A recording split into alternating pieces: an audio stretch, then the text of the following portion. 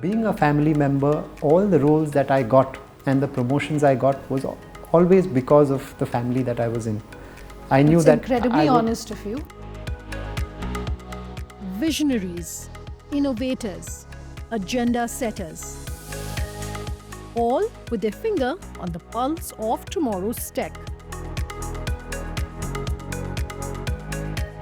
One platform bringing them all together. Slated for Tomorrow, a podcast series presented by Zensar.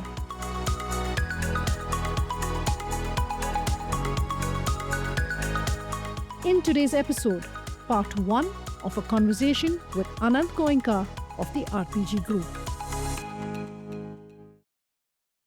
Anant, thank you so much for joining us for this Slated for Tomorrow podcast series. It's what I would like to call a masterclass in management and a masterclass in business. And it's fantastic that you're joining us to kick off this entire series. I know it's going to be fantastic. Thanks once again for your time. No, thank you for having me, Sunanda. Lovely. Looking forward to our chat. Absolutely. And I want to dive right in and talk about the fact that you're clearly a very young leader at the top of this conglomerate. End of 2023, of course, you assumed a much larger role than the one that you were playing at CEAT. How did you prepare for this journey? Is it possible to prepare for something that you perhaps, you're taking on for the first time, and how did you really do that? No, I think my whole career has been, has been one of skill building, I'd say. The first 10 years I spent learning the ropes in different functions within the group, whether it was leading supply chain or leading a small SBU or doing sales on the ground. So through each of those, you learn details of functional learning, management skills, leadership skills. And then of course the next 10 years was my CEO role at CEAT, where I think leadership, personal growth, management styles, all of that grew, changed over time. And I'd say that it is a journey where we keep learning on a regular basis on how we can adapt better. So I don't think I ever thought of really preparing, but it was more on the job learning through your own mistakes to coming to your own way and style of management. And in the end, I feel that there are only nuance changes that come in as your role changes. I think in the end, there are 4 or 5 things as you take on leadership roles that matter. I'd say one is, as a leader, you have to spend a lot more time externally. So the 4 or 5 key stakeholders that matter would be your key customers, bankers, investors, suppliers, government, and so on. So interacting with these stakeholders becomes a big part of my role, whether it was a CEO role or now vice chairman role of RPG. So I kind of have a cadence or a regularity to make sure that I'm in touch with customers, to really make sure that we know what is happening in reality on the ground, and are they happy, and are we serving them well, with building a network outside, because there's always benefit in terms of the world at large either becoming your customers or in some way being partners and looking at the next phase of growth can come in from the people you know, in a way. Investors from learning your business models, what are the concerns, how you can do better. So I think each of these external interactions become very important as you move to a leadership role. At the same time, I'd say internally is what a lot of people, us or I, was doing at an earlier time. And in the end, it's about, again, managing the 7-8 people who report into you. So do you have the right quality of team? Are they well motivated? Are you taking care of them in terms of their own development and growth, and keeping them excited and motivated to come to work every day? So that is one other part.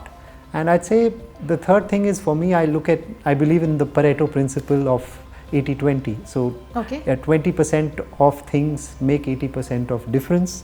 So within each of our companies, I look at just the top 3 priorities that really matter and spend deep time on these 3 things. So for CEAT, it could be growing internationally as being a priority, for looking at becoming a more and more premium brand. So some of these areas are the areas that I spend time, and the rest I spend much less time on. So just focusing on the few things that matter is the other thing I spend time on. And finally on people, in terms of just whether it is this group of 7, and then of course the larger cultural aspect of the company. Are we creating an engaged workforce? Are we valuing people? Are we keeping them happy? How do you feel coming every day, even at a larger level? So these are the 3 or 4 things I'd say I spend time on. A lot of external, internal, and one more last thing is in terms of making sure I have some alone time. So in terms of thinking, reading, keeping myself abreast of what is happening in the world, because connecting the dots is another important area of any leader. You know, you may always think that, oh, this is what's happening in new technologies or in sustainability, and how does that link back to our companies, and are we making sure we are learning and adopting and growing and using some of that. And you are speaking at so many not just international forums, domestic forums as well. You go every year to Davos, so you know you have the bird's eye view, and I can only imagine that you need to constantly keep yourself informed. You said something very interesting. I just want to come back to that. You said coming into my own. Is it very different at a family-owned, family-promoted business where you know it's a balance where you are you're required to continue the legacy, but there's also an element of freshness that you're expected to bring in. There's forward thinking that you need to bring in. How do you maintain that balance? How have you personally done that? Right. No, I think I really value the legacy that my family has brought in, and by legacy it is a set of values. So whether it is humility, whether it is long-term thinking, whether it is focus on people. I think these are things that I've seen my grandfather, my father, stories that I've heard over time, and those are things that get absorbed at a very young age. So there's a lot of value that comes in. I think each of them have been forward thinking in their own way at their own time, and I don't think that has changed as well. So it's not that I come in with a whole fresh new thoughts. There's world is changing outside, and as I said, things like AI, sustainability is something very important in today's world. And I think if my older generation family members were there, they would have also driven these new things. So I think we have to keep adopting, evolving, and taking on some of these new ways of management or initiatives that are relevant to today's world. I was reading an earlier interview of yours where you were described as a reluctant leader. Right. And that somehow, I think, reflects also what your dad had said. He was about 24 when he became the MD of CEAT. And, reflecting back on those days, he said he perhaps was not fully ready when, he took over the role. I would love to get your thoughts on that, and how you, like you said, there's no really preparing for it, but it's really interesting that you were also very young when you took over at CEAT, and being able to really carry that forward then. Yes, I think I was not a natural leader, and I was always happy to be a part of a team rather than lead the team as a natural capability or a lack of that I had. I would say another concern that I had was that of public speaking. I was very fearful of going up and speaking on stage. Okay. We've heard of this phrase where people would What rather... helped you? Because clearly you're not afraid anymore. Yeah, no, so what you may have heard of this aspect that people would sometimes rather die than go up and speak on public, and I had that kind of fear. And I think it was just jumping into the well that made a difference. So as I became MD, I knew I had to do town halls or speak in public, and that was part of it. And it was like peeling an onion. I'd say right in the beginning, I would by heart speeches. I read that and I was wondering, does it mean that along the way you also get tears in your eyes as a leader because you're peeling the onion?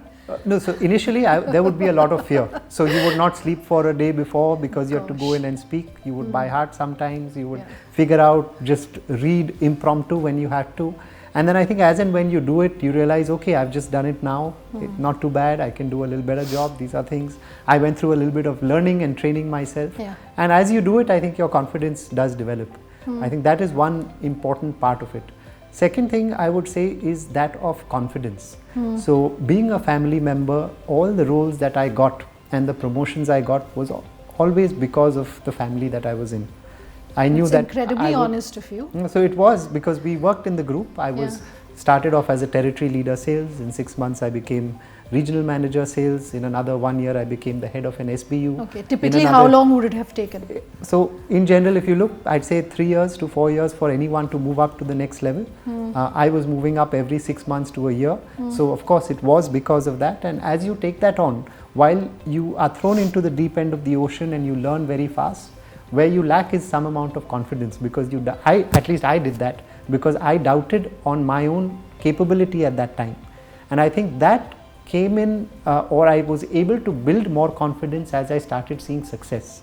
So when I was in CET initially, again I felt like a reluctant leader, having to public speak, lead a group of leaders who were 30 years of experience. I always doubted that, okay, how do I take that decision if I have a disagreement with head of sales and marketing or head of R&D? They have so many years of experience. Who is right? Over time, whether it was through mistakes, trial and error, being open to listening to others' views, and finally seeing some success in CET, I think gave me the confidence that, okay, in the end it is about largely using common sense, doing things that you think are right, either getting everyone's opinion and taking that decision, and then sharing that view with everyone as to why you have largely taken that decision in a way. So these are few things that I'd say helped me build my leadership capability. You know, apart from being incredibly honest, I was speaking with a few people who work closely with you in preparation for this interview, and they said that you are extremely humble. You read any news report, that's pretty much one of the first things that comes up. I know you've spoken about the family's values and the company's values, but things like humility, just like, you know, training to be a leader, that's a training that you need to take. Not everyone is a born leader. Is this something that you also teach yourself about being humble, the humility? Because at one end of the spectrum, you have people like Steve Jobs, who said he doesn't really care about being a people's person, right? He's getting the job done. And then, of course, people like you who are placing employee happiness, humility, honesty at the core of what you do. Right. No, I don't think I tried to learn humility or anything. I think it was something which was something that I saw my grandfather, my father, parents, and those are values that got inbuilt right early on. So I think and to me, leadership is a little bit about balancing humility and self-confidence. To me, I feel as a leader, I am a little bit more bent towards more humility. So I think I have to try and balance and increase my confidence to a certain extent and come to that right balance. And that is again a journey where you keep evolving in some way. But to me, when you see, when I was at home as a young child, I would see my grandfather, speaking to everyone at home, even the staff, with using the words aap or with that kind of respect. Or as kids, when we would run into the car, he would open the door for us and we would go in very often as 7-8-year-old kids. So these are small things that were never taught to us. I think you just see it, you learn it as you go through that journey. And I'd say there's no effort really that or planning or thinking that how do you be humble in some way. It's just part of, I think, maybe my personality and family values in some way. Speaking of your father, Mr. Harsh Goenka, he's a larger than life personality, and he's also got this great presence in social media, very different from your own take. Yeah. Actually, I'm quite curious to understand your strategy and your take and your approach to the use of social media at a time when everyone is using it, to build brands, to build careers. It's seen as being very essential, but you have a different view. I don't have necessarily a different view, but I think it keeps changing. The positive is people follow people and people don't follow companies or brands. So to that extent, the power that comes in terms of whether it is building a personal brand or a company brand or sharing benefits of the products that you make through your own life story and journey is something which is incredibly powerful. On the other hand, I feel social media can suck you in terms of your day-to-day life. I notice very often people who are in social media spending a lot of family time, a lot of time of their daily life. You get into a car, you want to go online, or everything is about social media and your happiness and your addiction or life moves towards that. So I think it's a balance of both. I've just chosen to be out of social media, but it's not any high level decision that is taken. I may get in at some point of time. I think it is about the balance of two. I've just chosen this, but I don't think one is necessarily better than the other. If you do choose to adopt, I think one has to be very cognizant of making sure you don't get completely consumed by it in a way. Probably explains why you have this very calm aura that you give off. But speaking of that, RPG as a group places great emphasis on the happiness of its employees, on mental health and well-being. And I'm just curious, how does this focus on numbers, profitability, the headlines, how does that play with the softer aspects like mental health and well-being and happiness? No, I think for us, outperformance, being bold, being courageous is very important. So being hard with making sure we achieve what we have set out, all of that is important. But can we go through that journey with some compassion in what we do? So it's not about being softer with the teams, it's about being hard, but sometimes you have to ask people to go, but how do we do it in a compassionate way? How do we do these things in the right manner? And I think that is very important to us.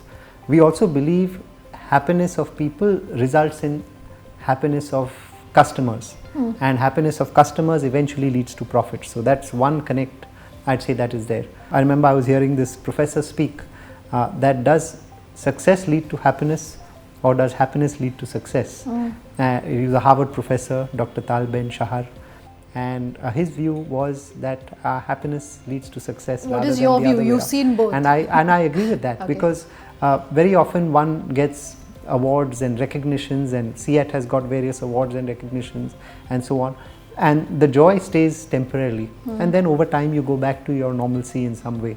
So there is a temporary joy in success, and it's very important, but I think happiness, if you are happier, you're likely to be more successful, and that's what I think is also very important, and that's what we try and have in the group as well. Yeah, our unique brand theme for the group is Hello Happiness, and our values at a group level are unleash talent, touch lives, outperform, and be happy.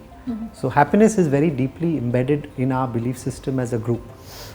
We often think of whether success breeds happiness or happiness breeds success, and we believe in the latter, saying that if you're happy, you can be more successful, because after success the happiness that you get is short-lived and can go away. So if you're able to keep yourself happy, you will be more successful.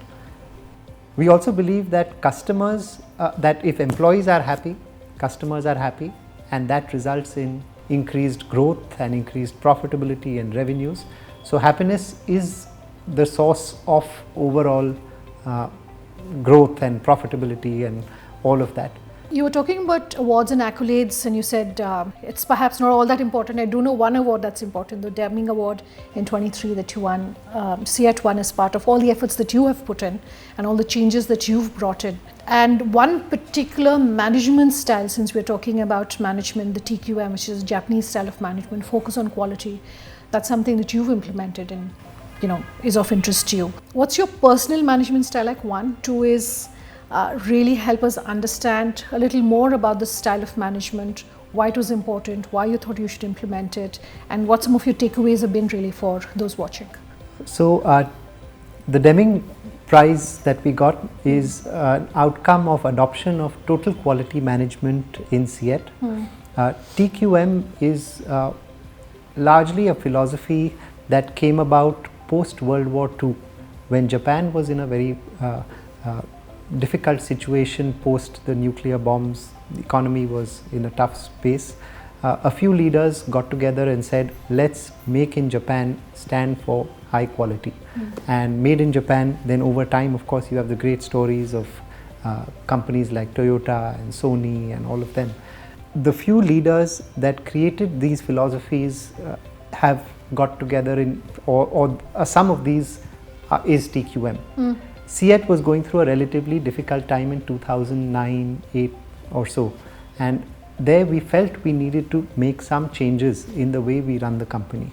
And some of us leaders went to Tokyo. We understood and saw some of these companies, and we were like, okay, it's amazing how Toyota is led and how their factories are run. And we took a call that let's go ahead and learn from them and adopt some of these practices. And that was our start of our journey in TQM. In TQM, there are few philosophies that I would say really stand out. One is customer at the heart of everything that we do. And our responsibility is to solve their problems and to invent on their behalf. The second is, do we have strong systems and processes to achieve the goals that we have set out for the companies? For example, how do we do our strategic planning? Our strategic goals for the year, for example, how does that flow into everyone in the company?